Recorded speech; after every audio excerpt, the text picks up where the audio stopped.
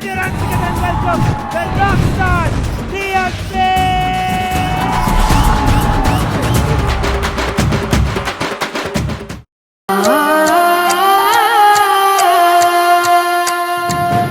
கதிர், நான் போறேன். என்ன பேசுற நீ? நீ ஏன் போகணும்? இந்த குடும்பம் நல்லா இருக்கணும். நான் போனாதான் அது நடக்கும். நீ போனா நான் எப்படி இருப்பேன்? ப்ளீஸ், என் அத்தா அழக்கூடாது. என் அத்தா ஆம்பளை, அவர் அழக்கூடாது. நானும் வரேன், போலாம். எங்கேயாவது போயிடுவோம். இந்த பாரு, ஒன்ன மட்டும் என்னால தனியா அனுப்ப முடியாது. என்னை விட்டு போயிடாத நர்மதா. கதிர், நமக்கு நம்ம 2 பேருக்கும் நம்மளை விட இந்த குடும்பம் தான் முக்கியம். அவங்க அப்படி நினைக்கலையே. தப்புதான். ஆனா அதே தப்ப நம்ம செய்யலாமா? அது எப்படி நம்ம செய்ய முடியும்? ஷோ, நான் சொல்றது உனக்கு புரிய மாட்டேங்குது. நீ சொன்னா நான் கேட்பேன். அதனாலதான் நான் சொல்றேன்.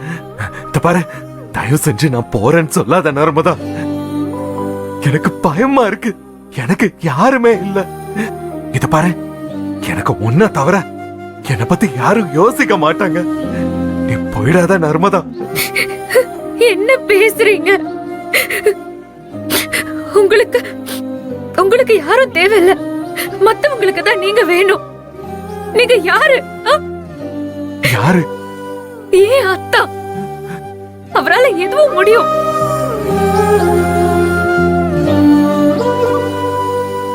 ஷோ, நர்மதா அப்படி பேசாத.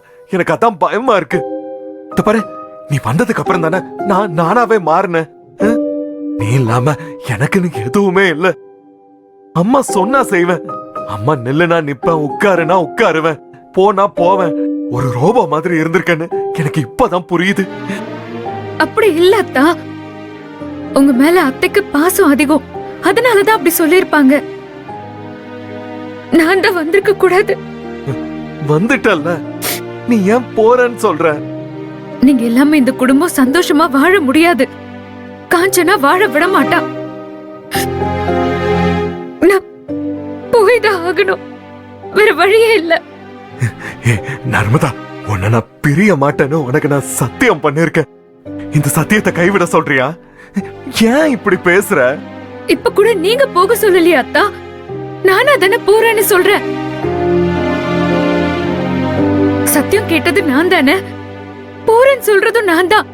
நீங்க எதுவும் என்ன அனுப்பவே இல்லையே. பாவம் ரோஹிணி பட்னி கிடக்கலாம். ஆனா பாவம் வயித்துல இருக்கிற குழந்தை என்ன பண்ணுச்சு? இப்படி தாய் மாமனே அந்த குழந்தைய பட்னி போடலாமா? பாவம் இல்லையா?